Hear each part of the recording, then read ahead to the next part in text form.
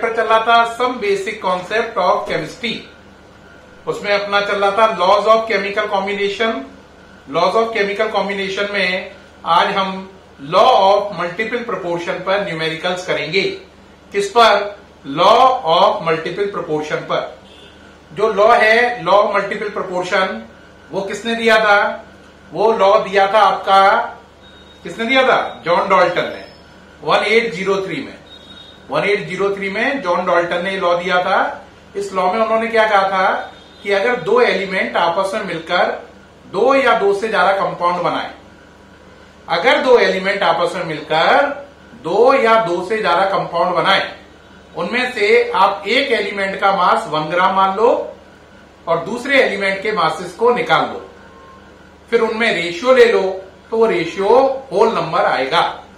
Repeat, एक element का मास 1 ग्राम मानना है, दूसरे एलिमेंट के मासेस निकालने हैं, फिर उनमें रेशियो लेना है, तो वो क्या आएगा? होल नंबर आएगा।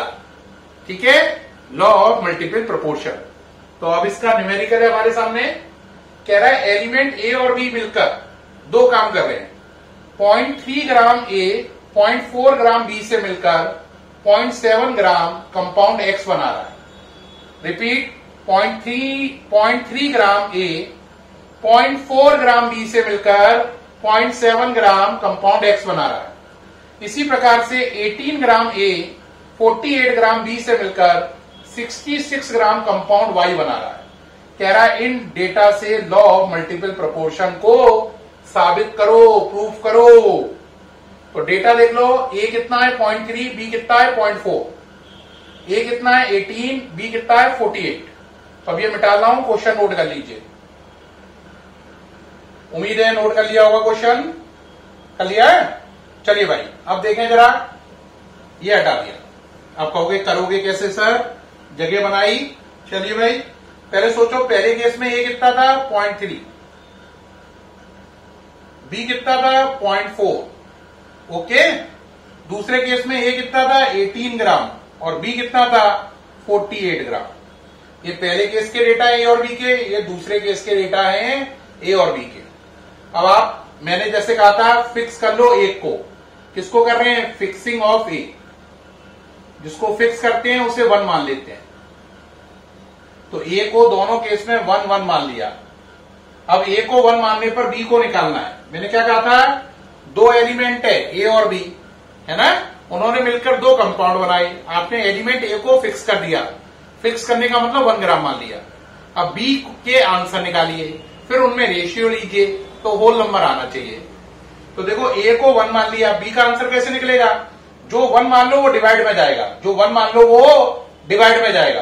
तो बी की वैल्यू 0.4 डिवाइड में जाएगा ए, क्योंकि ए को फिक्स किया है।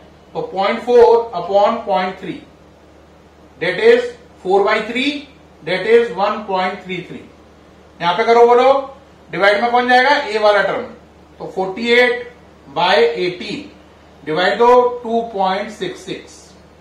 तो आपने ए को 1 मान लिया, बी के दो आंसर आ गए 1.33, 2.66। इनमें क्या ले लो? रेशियो। तो 1.33 अपॉन 2.66। ये देखो, इसका डबल लिखा है जस्ट, तो 1/2 रेशियो हो गया 1:2, जो कि क्या है? होल नंबर है। लॉ प्रूफ हो गया।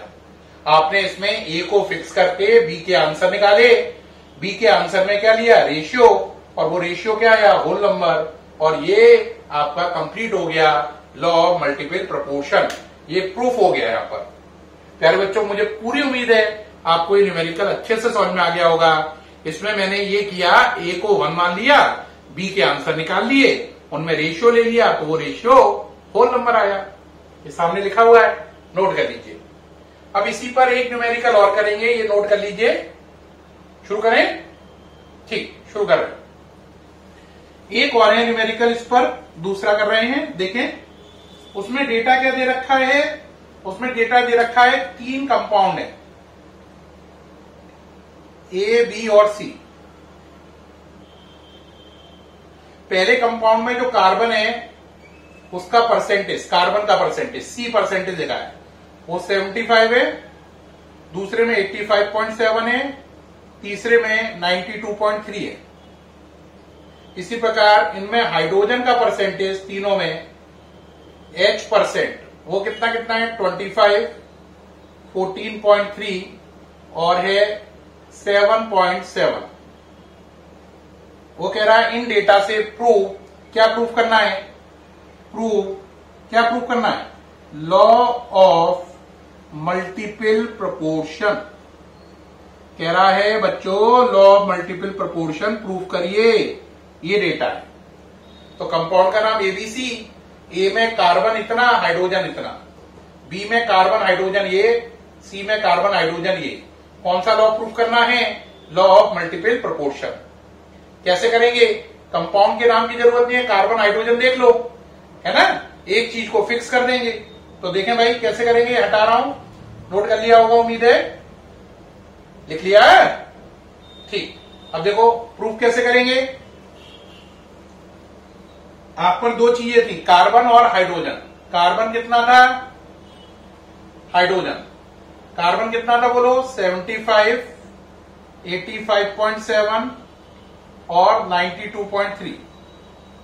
हाइड्रोजन का परसेंटेज कितना था, ये कार्बन का परसेंटेज है, हाइड्रोजन का कितना कितना था 25, 14.3 और यहां पे बचा 7.7%। अब चलो आप किसी एक चीज को फिक्स कर दो। मैंने किसको फिक्स किया, हाइड्रोजन को, फिक्सिंग ऑफ हाइड्रोजन। तो तीनों केस में हाइड्रोजन कितना मान लेंगे, 1, 1 और 1। अब किसे निकालेंगे, कार्बन को। मैंने बोला भी था जिसे 1 मान लो वो डिवाइड में जाएगा। 1 आपने किसे माना, हाइड्रोजन को, तो ये तीनों टर्म डिवाइड में जाएंगे। जिसे 1 मानोगे उसके टर्म डिवाइड में जाएंगे, ये डिवाइड में जाएंगे। तो पहले केस में हो गया 75/25, दूसरे केस में हो गया 85.7 डिवाइड बाय 14.3 और तीसरे केस में हो गया 92.3 डिवाइड बाय 7.7। डिवाइड दे दीजिए, बहुत आसानी है, 25 3 हो रहा है ये, है ना, अरे सही है, ये 6 टाइम हो रहा है 7 और ये आपका एग्जैक्ट आ रहा है 12 टाइम। 3, 6, 12 रेशियो ले लो, 3:6:12, 1:2:4, जो कि क्या है, होल नंबर। क्या है, होल नंबर। इसमें भी आपने क्या किया, कार्बन और हाइड्रोजन ने मिलकर 3 कंपाउंड बनाए। आपने हाइड्रोजन को फिक्स कर दिया, कार्बन को निकाल दिया। कार्बन के जो आंसर आए उनको निकाल के उनका रेशियो ले लिया, तो रेशियो होल नंबर आया। क्या आया, होल नंबर।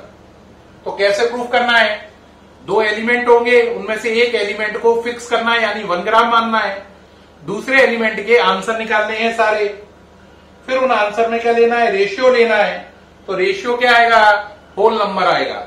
अगर रेशियो होल नंबर आए तो फिर नीचे लाइन लिख देंगे, इससे लॉ ऑफ मल्टीपल प्रोपोर्शन साबित होता है। सामने से हट गया हूं, नोट कर लीजिए। उम्मीद है नोट कर लिया होगा अब आपने, ठीक है प्यारे बच्चों। तो इस वीडियो में मैंने आपको लॉ मल्टीपल प्रोपोर्शन पर 2 इंपॉर्टेंट न्यूमेरिकल करके दिखाए। उम्मीद है दोनों न्यूमेरिकल अल्ट्रा क्लियर हुए होंगे, पूरे क्लियर हो गए होंगे, समझ में आ गया होगा, एकदम सेट हो गया होगा। फिर मुलाकात होगी नेक्स्ट वीडियो में, तब तक के लिए बाय।